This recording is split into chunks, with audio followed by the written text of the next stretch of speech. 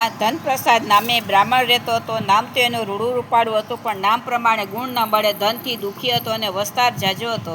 બધાનું પૂરું કરતા બ્રાહ્મણને 9 નેજા થતા હતા. ક્યારેક તેને સીધું ન મળતું, કંઈ કામ પણ ન મળતું, ત્યારે ઘરમાં નાના મોટા સર્વેને ભૂખે ટીચાવવું પડતું હતું અને બાળકો તો રડારડ કરીને ગામ ગજાવી મૂકતા.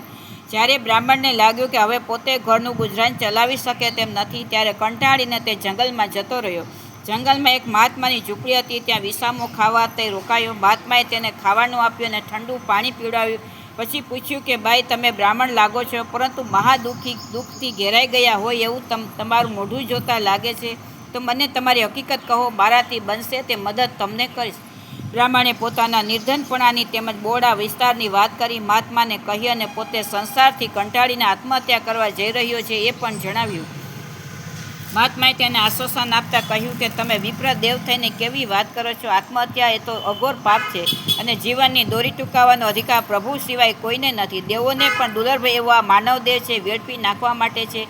માનવીએ નિરાશ થવું ન જોઈએ. કાળા માથાનો માનવી ધારે તે કરી શકે.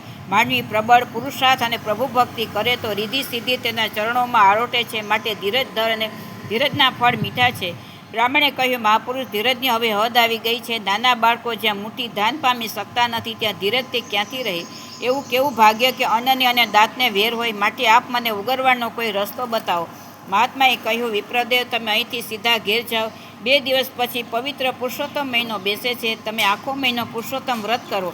અધિક માસ પૂરો થતાં સુધી તમારે સૂર્યોદય પહેલાં જઈ નદીએ જઈને સ્નાન કરવું, કથા વાર્તા સાંભળવી, યથાશક્તિ દાન કરવું તેમજ એકટાણું કરવું. તમે પતિ પત્ની આખો મહિનો શક્તિ પ્રમાણે ભક્તિ કરશો તો તમારા પર પુરુષોત્તમ ભગવાનની કૃપા ઉતરશે અને તમારી દરિદ્રતા દૂર થશે.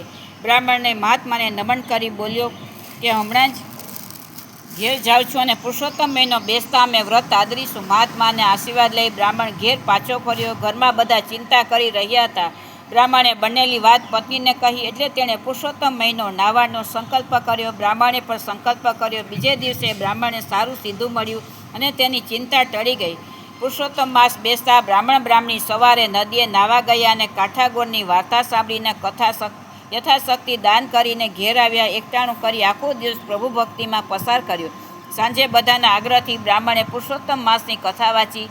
લોકોમાં ભક્તિભાવ ઉભરાયો. બ્રાહ્મણને તો રોજ સારું સીધું મળવા લાગ્યું અને દિવસો ઠીક પસાર થવા લાગ્યા. બ્રાહ્મણના ઘરથી થોડે દૂર એક શેઠની હવેલી આવેલી હતી. શેઠ શેઠાણી સુખ વૈભવમાં આરોટતા હતા, પણ દયા ધર્મ જેવું કશું તેનામાં નહોતું. સંતાનમાં તેમને 1-2 નહીં પણ 7 દીકરીઓ હતી. જ્યારે દીકરો સોગંદ ખાવા પૂરતો નહોતો, પરંતુ આશા અમર છે. જ્યારે પણ શેઠાણીને સુવાવડ આવવાની હોય ત્યારે શેઠ મનમાં થતું કે આ વખતે દીકરાનું મોઢું જોવા મળશે. જેના દિલમાં દયાનો વાસ નથી તેને છતે પૈસે ચિંતા રહી છે. જેણે દયાને છોડી છે તે પ્રભુ તરછોડે છે. એ શેઠ પણ દયાને અભાવે દુઃખી થતા હતા. વળી એક વર્ષે શેઠાણી પ્રસૂતિની પીડામાં હતા. ત્યારે પુરુષોત્તમ માસ બેઠો હતો. શેઠે પડોશી બ્રાહ્મણના મુખેથી પુરુષોત્તમ મહિનાની મહિમા સાંભળ્યો હતો. તેને પુત્ર ફળની આશાએ શેઠે પુરુષોત્તમ મહિનો નાહવાનું શરૂ કર્યો અને દયા દાનનો જરો પણ વહેતો મૂક્યો અને તેઓ ગરીબોને જોઈ ગળગળા થઈ જતા હતા.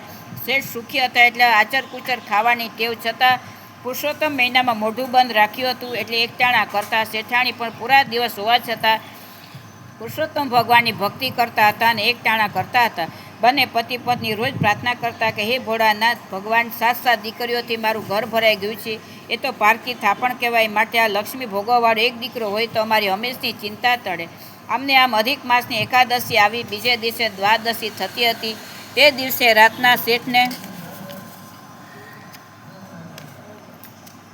ભ્રમણા થવા માંડી કે જરૂર શેઠાણીને દીકરી અવતરશે. અરે, મારી ઈચ્છા પૂરી નહીં થાય. સૂતેલા શેઠને સપનું આવ્યું. સપનામાં પુરુષોત્તમ ભગવાને આવીને કહેવા લાગ્યા કે હે વણિક, તું પુત્રફળની આશાથી મારું વ્રત કરી રહ્યો છે અને અહીંથી થોડે દૂર ગરીબ બ્રાહ્મણ ધનફળ મેળવવા મારું વ્રત કરી રહ્યો છે. તો તમે બંનેને તમારી ધારણા મુજબ ફળ મળે એ માટે એક કામ કરવું પડશે. તું રોજ સાંજે જે કથાકારની પાસે બેસીને કથા વાર્તા સાંભળે છે તે કથાકાર બ્રાહ્મણની હાલત ઉપર દયા લાવીને તારે તેને એટલું દ્રવ્ય આપવાનું કે તેની દરિદ્રતા ટળી જાય. જા, આજે સૂર્યોદય થતાં પહેલાં તારી પત્ની એક પુત્રરત્નને જન્મ આપશે.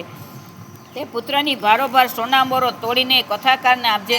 તેથી તેની ગરીબી ટળશે અને તારી દીકરાની ખોટ પૂરાશે. સુવર્ણદાનના પ્રતાપે દિવસે દિવસે તારી ચડતી કળા થશે અને તારું કલ્યાણ થાય. આટલું કહી પુરુષોત્તમ ભગવાન અંતર્ધ્યાન થયા. સપનું સરી જતા શેઠ જાગી ગયા અને હરખનો પાર નહોતો, કારણ કે પુરુષોત્તમ ભગવાને સપનામાં દર્શન દીધા હતા. હજુ સૂર્યોદય થવાની વાર હતી એટલે શેઠ પ્રભુનું રટણ કરવા લાગ્યા અને કેટલી વારે એક દાયણ હરખ પામતી શેઠના ઓરડામાં આવી અને વધામણી આપી. શેઠજી ગાદી તકીએ બેસનાર આવ્યો, પાટલા બાજોટે જમનાર આવ્યો, પાઘડીનો બાંધનાર આવ્યો, કુળને ઉજાડનાર કુળદીપ આવ્યો, લાવો ઇનામ.